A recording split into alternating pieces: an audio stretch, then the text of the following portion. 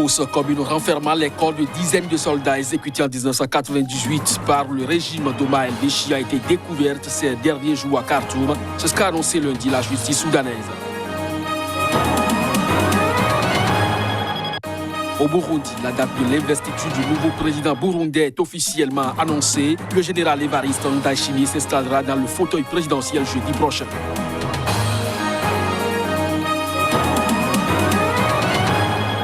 Au Cameroun, les employés de l'opérateur de téléphonie mobile Nestel sont en grève. Ceux de la ville de Douala se sont retrouvés devant le siège central de l'entreprise pour revendiquer de meilleures conditions de travail.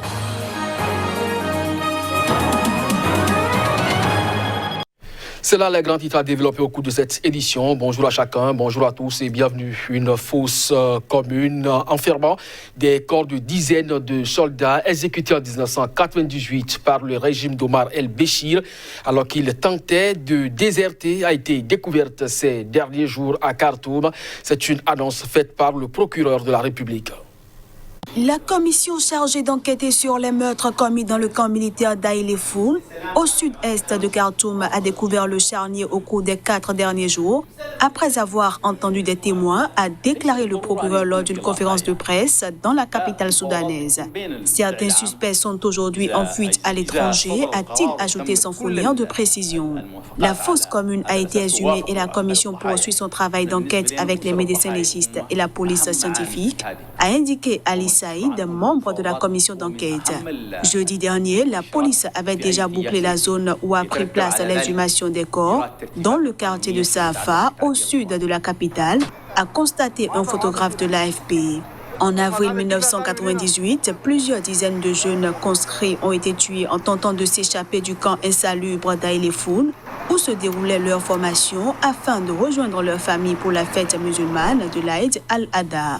Rejetant les accusations qui leur étaient adressées, les autorités soudanaises d'alors, répondant de l'ancien président Omar el-Béchir, avait affirmé que les jeunes soldats étaient morts noyés dans le Nil bleu. Officiellement, 55 corps ont été repêchés après que le bateau transportant les conscrits eut coulé.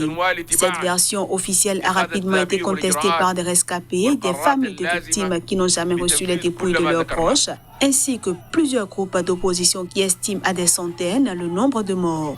Le régime militaire de Béchir, chassé du pouvoir en 2019, après avoir régné 30 ans sur le Soudan avec une poigne de fer, utilisait les conscrits comme contingent dans sa guerre contre les rebelles du Sud, région riche en ressources pétrolières qui a fait sécession en 2011. On reste au Soudan avec une bonne nouvelle, peut-être pour le président déchu. L'ancien président soudanais Omar el-Béchir pourrait ne pas être extradé vers la Haye. C'est ce qu'a estimé ce lundi le procureur Tagelsi Al-Ebre lors d'une conférence de presse à Khartoum. L'extradition de l'ancien président soudanais Omar el-Béchir vers la Cour pénale internationale qui l'accuse de crimes de guerre au Darfour n'est pas nécessaire. La présence des individus recherchés par la Cour pénale internationale dans ses locaux à La Haye n'est pas requise pour leur jugement. C'est ce qu'a affirmé ce lundi le procureur Tagelsi Al-Ebre. Il a été également évoqué des obstacles juridiques touchant la souveraineté du Soudan qui compliqueraient selon lui l'extradition des prévenus. Mais il n'a pas fourni plus de précisions. Une comparution hors les murs, comme c'est arrivé au Liban ou à Arusha en Tanzanie, pour le génocide rwandais, demeure toujours possible pour les prévenus, dont Omar el-Béchir, selon le procureur.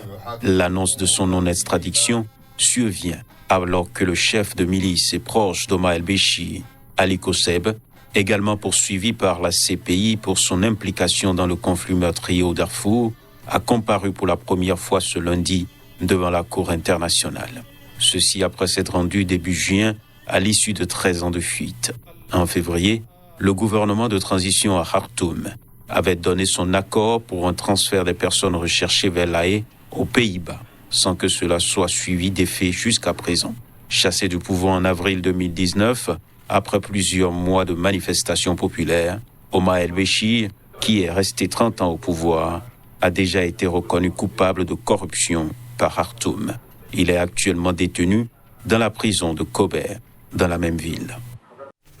Une quarantaine de soldats maliens sont morts ou portés disparus, et ceci après une attaque imputée aux djihadistes dans le centre du Mali dimanche, d'après des responsables militaires. Un convoi militaire composé d'une douzaine de véhicules a été attaqué ce dimanche dans la localité de Boukawéré, au sud-est de Diabali, à une centaine de kilomètres de la frontière mauritanienne. L'information a été rapportée par un responsable militaire sous le couvert de l'anonymat. Sans chiffrer le nombre de morts, il a affirmé qu'une partie des véhicules a réussi à se soustraire à l'assaut, mais sur les 64 soldats qui se trouvaient dans le convoi, seule une vingtaine répondent à l'appel. Des recherches sont en cours pour connaître le sort des soldats portés disparus, a-t-il dit.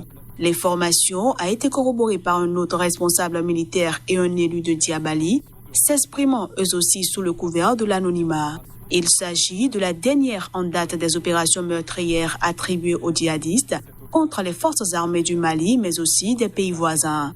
Elles ont causé la mort de centaines de militaires au cours des derniers mois. Le Mali est en proie depuis 2012 à une crise profonde et multiforme qui a fait des milliers de morts civils et combattants et des centaines de milliers de déplacés, malgré le soutien de la communauté internationale à l'État malien et l'intervention de forces onusiennes, africaines et françaises. Devant la dégradation de la situation sécuritaire, le président malien Ibrahim Boubacar Keïta a reconnu en février chercher à dialoguer avec certains djihadistes, rompant avec la ligne directrice suivie jusqu'alors officiellement. Rien n'est venu indiquer depuis lors que ces ouvertures se seraient concrétisées. Au Burundi, la date de l'investiture du nouveau président élu est officiellement annoncée. Le général Évariste Ndayishimiye sera installé dans son fauteuil présidentiel jeudi prochain. Tout est allé très vite au Burundi depuis vendredi dernier, où la Cour constitutionnelle a tranché le débat de la succession de Pierre Nkurunziza en faveur du parti au pouvoir, le CNDD-FDD, qui souhaitait une installation au plus tôt du nouveau président dans ses fonctions. Ceci pour ne pas avoir à gérer une situation compliquée, surtout à cause de l'opposition qui réclamait déjà l'organisation de nouvelles élections.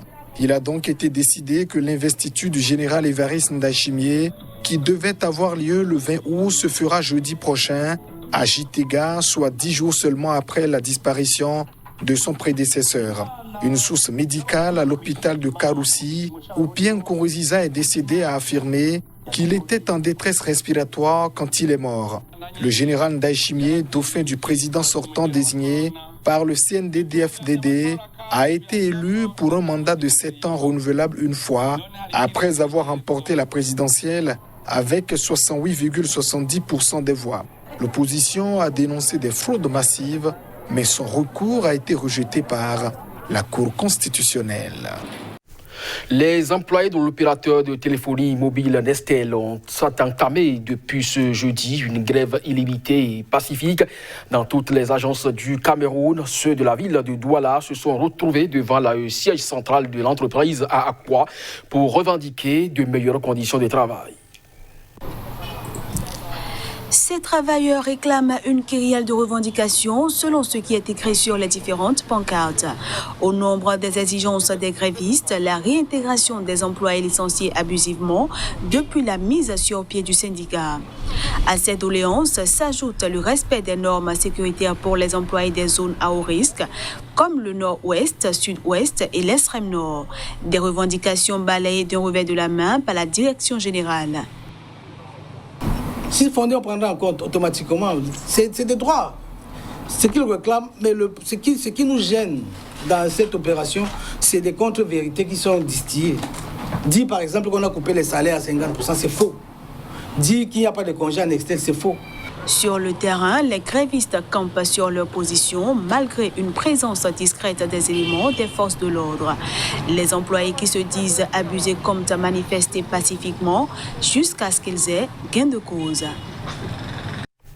Au Zimbabwe, la justice a refusé ce lundi la remise en liberté sous condition d'une parlementaire et de 2 militantes de l'opposition. Elles sont accusées d'avoir menti en affirmant avoir été enlevées et torturées par la police en mai dernier.